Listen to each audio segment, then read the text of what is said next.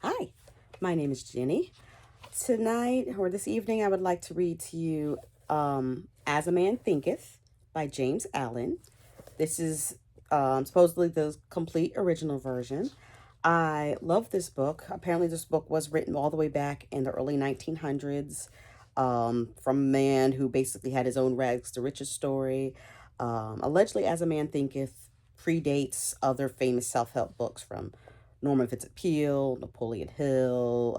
Apparently, Alcohol Anonymous uses this book allegedly. Um, so it's a great book. It's changed my life. So I felt like sharing this book with you tonight.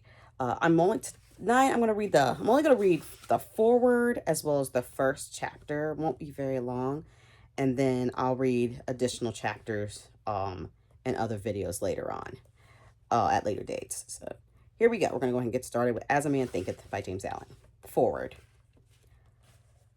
This little volume, the result of meditation and experience, is not intended as an exhaustive treatise on the much written upon subject of the power of thought.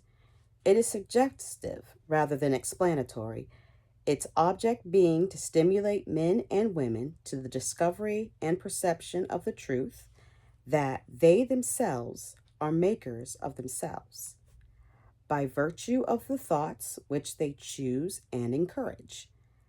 That mind is the master weaver both of the inner garment of character and the outer garment of circumstance, and that, as they may have hitherto woven in ignorance and pain, they may now weave in enlightenment and happiness. James Allen. Thoughts and character. Chapter 1.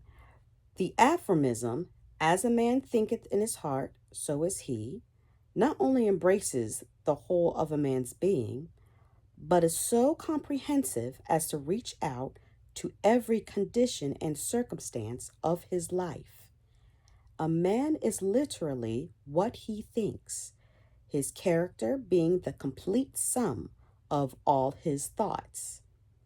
As the plant springs from and could not be without the seed, so every act of a man springs from the hidden seeds of thought and could not have appeared without them.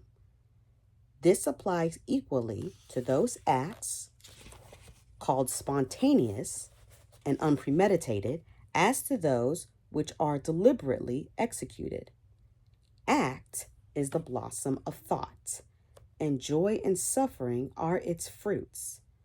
Thus does a man garner in the sweet and bitter fruitage of his own husbandry. Thought in the mind hath made us what we are, by thought was wrought and built. If a man's mind hath evil thoughts, pain comes to him as comes the wheel the ox behind. If one endure in purity of thought, joy follows him as his own shadow sure. Man is a growth by law, and not a creation of artifice, and cause and effect is as absolute and undeviating in the hidden realm of thought as in the world of visible and material things. A noble and godlike character is not a thing of favor or chance, but is the natural result of continued effort in right thinking, the effort of long cherished association with godlike thoughts. An ignoble and bestial character, by the same process, is the result of continued harboring of groveling thoughts. Man is made or unmade by himself. In the armory of thought, he forges the weapons by which he destroys himself. He also fashions the tools with which he builds for himself heavenly mansions of joy and strength and peace. By the right choice and true application of thought, man ascends to the divine perfection. By the abuse and wrong application of thought, he descends below the level of the beast. Between these two extremes are all the grades of character, and man is their maker and master. Of all the beautiful truths pertaining to the soul, which have not been restored and brought to light in this age, none is more gladdening or fruitful of divine promise and confidence than this, that man is the master of thought, the molder of his character, and the maker and shaper of condition, environment, and destiny. As a being of power, intelligence, and love, and the Lord of his own thoughts, man holds the key to every situation and contains within himself that transforming and regenerative agency by which he may make himself what he wills. Man is always the master, even in his weakest and most abandoned state. But in his weakness and degradation, he is the foolish master who misgoverns his household. When he begins to reflect upon his condition and to search diligently for the law upon which his being is established, he then becomes the wise master, directing his energies with intelligence and fashioning his thoughts to fruitful issues.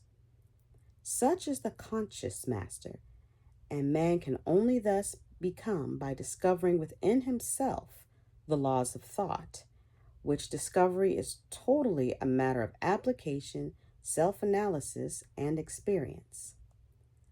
Only by much searching and mining are gold and diamonds obtained, and man can find every truth connected with his being if he will dig deep into the mind of his soul, and that he is the maker of his character, the molder of his life, and the builder of his destiny, he may unerringly prove, if he will watch, control, and alter his thoughts, tracing their efforts upon himself, upon others, and upon his life and circumstances, linking cause and effect by patient practice and investigation, and ultimately utilizing his every experience, even to the most trivial everyday occurrence, as a means of obtaining that knowledge of himself which is understanding, wisdom, power.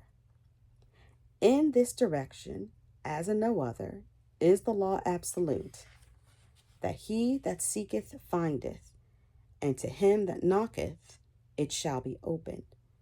For only by patience, practice, and ceaseless importunity can a man enter the door of the temple of knowledge.